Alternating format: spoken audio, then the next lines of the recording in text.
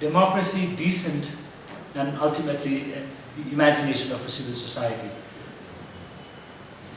Why is this? Because study of democracy, although began much earlier in the history, in the time of antiquity, as a rhetoric. Because in order to participate in a public life, you need to have language. Not only a language, you need to have a property. That's the Western political science. And then it was a very much what you call, in terms of gender, very male-dominated. Who had a property? Male had the property. They could speak. And if you remember, there will be a disciplinary biases that again and again I'll be referring some of the political scientists or political thinkers or theories. Plato, whom we consider the early fathers of the modern philosophy, is a very much of a male chauvinist in many ways. His idea of a communism, today communism is a different notion, but his idea of a communism, family, structure, society, and strangely, he also said that anybody who don't have an interest in mathematics have no entry into my academy. What does that mean? Whole Western philosophy began with the rationality and science. But now today, when you look around, look at the vaccine in our society, people are questioning the science basically. In America, whole idea of a fake news, whole idea of who construct, and late in the history, we also saw the deconstructionist movement that the knowledge is generated by the powerful and those who have the privy over certain kind of knowledge and information. There was already a dominant challenge towards the knowledge building by people like Derrida, Foucault, and everything, because knowledge is a very much structural and powerful. So by the time when we arrived, we studied basically we are second generation social scientists in Nepal. गाउँबाट आएर university पढेर बाहिर पढ्न गएको मेरो फ्यामिलीमा म पहिलो होला।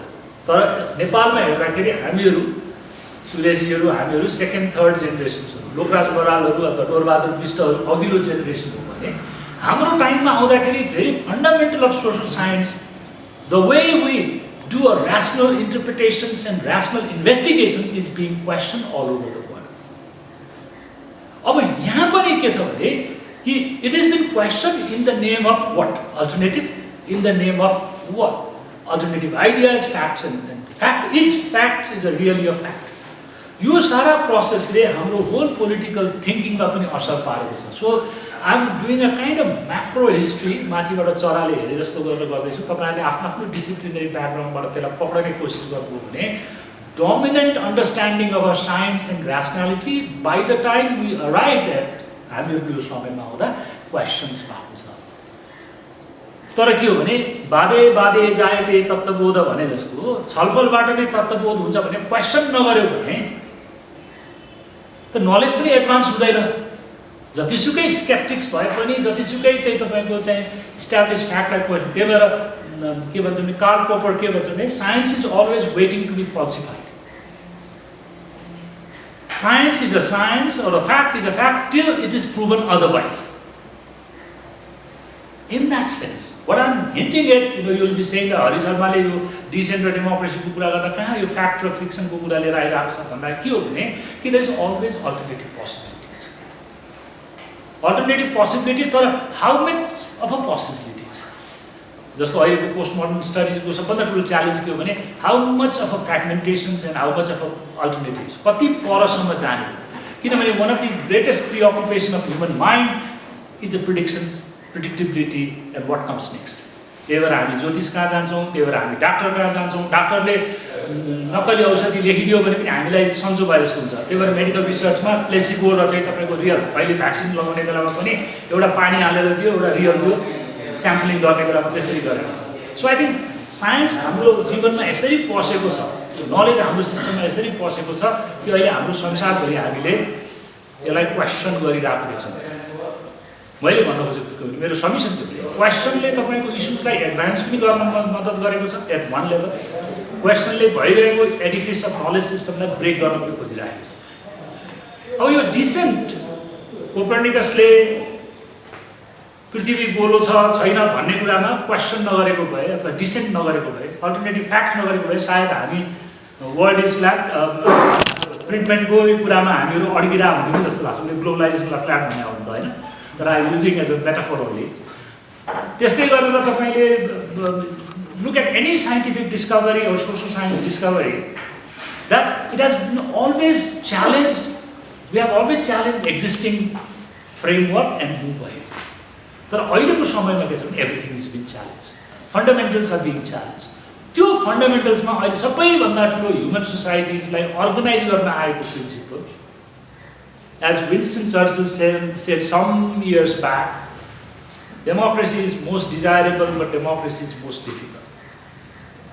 हैन, अहिले हाम्रो सन्दर्भमा यत्रो स्ट्रगल पछि हामी डेमोक्रेसी पायौँ, 62-63 बन्यौँ। 70 वर्षको इतिहासमा हामी जे जति गर्यौँ त्यो नाम त इङ्ग्लिसमा त डेमोक्रेसी रह्यो, तर प्रजातन्त्र हुँदै हुँदै हामी लोकतन्त्रमा आएका छौँ। त्यो भिन्दै डिस्कसन हुन्छ, त्यो लोकतन्त्रबाट प्रजातन्त्रको के सम्बन्ध छ भनेर। र यसको एडभान्समेन्टमा असन्तुष्टि र असहमति नै यो फ्रन्टियर्सलाई अगाडि बढाउने काम गरेको छ। जसरी साइन्समा गरेको छ, सोसल साइन्समा पनि अथवा सिस्टम डेभलपमेन्टहरूमा पनि, नलेजको एक्सपेन्सनमा पनि असहमतिको धेरै ठुलो भूमिका छ। सहमत नहुनु, एकापट्टि डिजायर हुन्छ कि हामी सबै एक ठाउँमा सहमति हौँ, एकै ठाउँमा हिँडौँ, तर के छ भने तर एकै ठाउँमा रहन कति बेर सक्छौँ वा सक्दैनौँ। हाम्रो नलेजको लेभलमा, हाम्रो इन्स्टिट्युसनल फ्रेमवर्कको लेभलमा हामी एकै ठाउँ बस्न सक्छौँ कि सक्दैनौँ, एउटै कुरा सोच्छौँ कि सक्दैनौँ होइन भन्ने कुरामा चाहिँ के देखाएको छ ह्युमन सोसाइटीमा कि any knowledge, whether that's a social science knowledge, physical science, mathematics, logic, जे गरे पनि ultimately our frontiers of knowledge has been always expanded by question of alternative ideas, या सामान्य भाषामा भन्यो भने विमति। असहमति भन्दाखेरि अलिकता त्यो असहमतिको शब्द अलिक गरुङ्गो फिल हुँदो रहेछ, त्यही भएर मैले विमति शब्द प्रयोग गरेको छु। अनि मैले यो डिसेन्टलाई नेपालीमा कसरी प्रयोग गर्ने, कसरी हुन्छ भन्ने बेला अलिकता हामीले हाम्रो पढाइमा इन्टर डिसिप्लिनरीको पर्सपेक्टिभ पनि कम छ र हामीले ल्याङ्ग्वेजमा धेरै विक छौँ। हाम्रो नेपाली सोसल साइन्सको मेरो, किनभने हामीले कन्सेप्ट्सहरू कसरी आउँछन्, अवधारणाहरू कसरी बन्छ, यो कसरी ट्राभल गर्छ, हामीले कसरी इन्टरनलाइज गर्छौँ, हाम्रो कग्निटिभ लेभलमा त्यो ल्याङ्ग्वेज कसरी प्ले गर्छ भन्ने कुरा चाहिँ हामीले त्यति साह्रो युनिभर्सिटिजहरूमा, कलेजेसहरूमा छलफल गरेको जस्तो पनि मैले पाउँदिनँ। कुनै शब्दलाई हामीले सजिलै समझ्छौँ। एन्थ्रोपोलोजी डिपार्टमेन्टमा तपाईँहरूले विकासको बारेमा पढ्नुहुन्छ, तर आर्थिक यसको बारे हेर्नुभयो भने होइन, अरू के हेर्नुभयो भने development is a very problematic word, तर नेपालको सन्दर्भमा चाहिँ everything is organise around development. Development is a very problematic concept. Similarly democracy पनि प्रब्लमेटिक कन्सेप्ट हुँदाहुँदै पनि हामीलाई के छ भने हाम्रो एस्पिरेसनको लेभलमा, हाम्रो एभ्रिडे लाइफमा हामीले डेमोक्रेसीलाई के सोच्छौँ भने यो मन्त्र हो भन्छौँ होइन। हेर्ने दृष्टिकोण अर्कै छ, बुझ्ने दृष्टिकोण अर्कै छ, तर सिमेन्टिक्सको लेभलमा हामी डेमोक्रेसीलाई क्वेसन चाहिँ गर्दैनौँ। किनभने अल्टिमेटली हामीलाई चाहिन्छ यो भनेर भन्छौँ होइन। अब डेमोक्रेसीलाई अब नेपालीमा ट्रान्सलेट गर्दाखेरि त प्रब्लम भयो। प्रजातन्त्र भन्ने कि लोकतन्त्र भन्ने हामी मारामार लडिरहेछौँ। मैले प्रजातन्त्र भनेँ भने म जेल पनि गएको मान्छे हो, म एक्जाइल पनि बसेको मान्छे हो। म के को लागि गएँ भने प्रजातन्त्र भनौँ भने यहाँ मलाई डन्डा हाल्नुहुन्छ। यो त फ्युडल हो। के हो भने युजेसले चेन्ज हुँदैछ होइन। तपाईँ हाम्रो युजेसले ल्याङ्ग्वेजको मिनिङ पनि चेन्ज हुँदैछ। अब मलाई यो डिसेन्टको बारेमा किन बोल्नु मन लाग्यो, डिसेन्टले के भनिन्छ भनेर। किनभने भर्खरै इन्डियामा मैले अब्जर्भ गरिरहेको छु कि हरेक मान्छेले सत्तासँग विमति जनायो भने त्यसको भविष्य देखिएको छैन होइन। नेपालमा पनि डोमिनेन्ट थिङ्किङको अगेन्स्टमा सत्ताको उसमा केही असहमति जनायो। अनि यहाँ मैले साथीहरूलाई के आग्रह गर्छु भने डिसेन्ट र अपोजिसन एउटै हो कि होइन, विरोध र विमति एउटै हो कि होइन, त्यही भएर मैले ल्याङ्ग्वेजमा प्ले गर्न खोजेको आज। यो बडा यो कविर पढ्छु कहिलेकाहीँ, ल्याङ्ग्वेजले एकदम आङका तान फरक पार्छ। झट्ट सुन्दाखेरि बोलीचालीको भाषामा हामी विरोध र चाहिँ विमतिलाई एउटै शब्दमा प्रयोग गर्छौँ। विरोध एक्सन हुन्छ, विमति सोचमा हुन्छ होइन। अनि हेर्दै जाँदा के लाग्यो भने विमति शब्दको प्रयोग अथवा चाहिँ तपाईँको डिसेन्ट एक्स्ट्रा सिस्टमिक अपोजिसन भनेर भन्नु। सिस्टमिक अपोजिसन चाहिँ सिस्टमभित्रै बसेर लड्ने होइन, चाहिँ लिबरलाइजिङ हुन्छ अब इन्ट्रेस्टको आधारमा, जातको आधारमा। एक्स्ट्रा सिस्टमिक भनेको टोटल सिस्टममा त्यो बेलामा अराष्ट्रिय तत्त्व भन्थ्यो। उहाँले थेसिस लेख्नु भएको चाहिँ 1975-76 तिर हो, विमल प्रसादको अन्तर्गतमा जिएनयूबाट लेख्नुभएको अभिनव पब्लिकेसनले छापेको किताब छ। त्यो पछि सोसल साइन्स बहाले पनि त्यसलाई पुनर्मुद्रण गरेको छ। It's a very interesting way to look into how opposition is organise in Nepal. अब अहिले त्यस्तो स्टडीहरू त्यति देखेको छ। त्यो अस्ति मैले फर्काउँदै थिएँ, पोलिटिकल अपोजिसन भनेको पोलिटिकल डिसेन्ट हो कि होइन। जस्तो अहिले हामीले सडकमा प्रदर्शनहरू भएको देख्छौँ, हामीले हरेक प्रदर्शनलाई आन्दोलन भन्दा रहेछौँ कि, तर होइन। आन्दोलन एउटा लङ टर्म हो। तपाईँहरू सोसल मुभमेन्ट पढ्नुहुन्छ होला एन्थ्रोपोलोजी सोसियोलोजीमा। Social movement is a long drawn constant engagement with the issue. हामी जुन गाडीमा यसो गइरहेको हुन्छ, एउटा साथीले भन्छ रोक्नु त्रिचन्द्र कलेजबाट नजानुहोस्, त्यहाँ विद्यार्थी आन्दोलन भइरहेको। विद्यार्थी आन्दोलनको त विद्यार्थी प्रदर्शन भइरहेको। एउटा यो सोसल साइन्सको सन्दर्भमा मेरो यहाँलाई आग्रह के हो भने पढ्ने लेख्ने बोल्ने भाषामा पनि त्यही भएर हाम्रो एनालिसिस आनका तान फरक पर्छ।